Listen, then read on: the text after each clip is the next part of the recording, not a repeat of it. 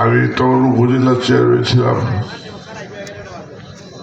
আমি দেখেছি ওনার গান, শুনেছি ওনার গান,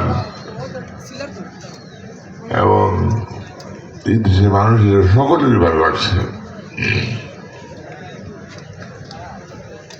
তো আজকে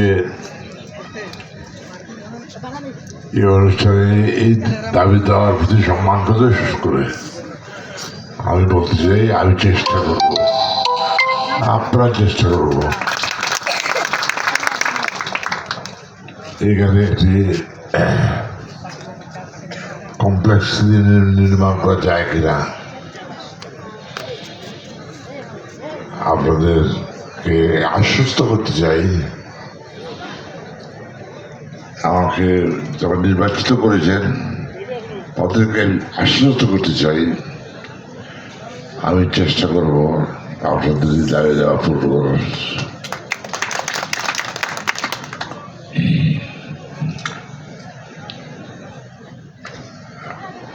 আপনারা হয়তো গান শোনার জন্য উদ্গ্রীব হয়ে আছেন,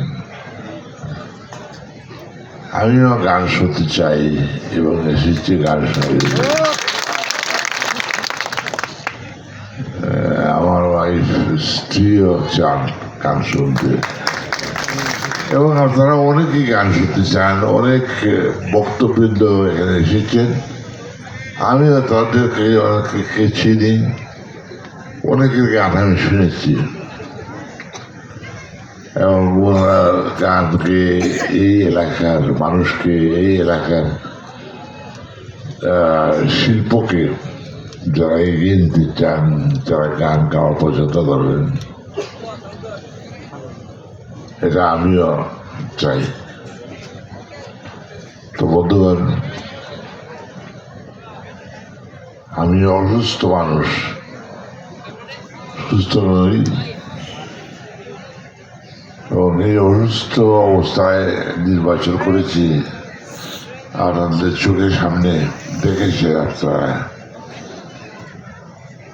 প্রায় 115টি জনসভা করেছি এই অবস্থার মধ্যে,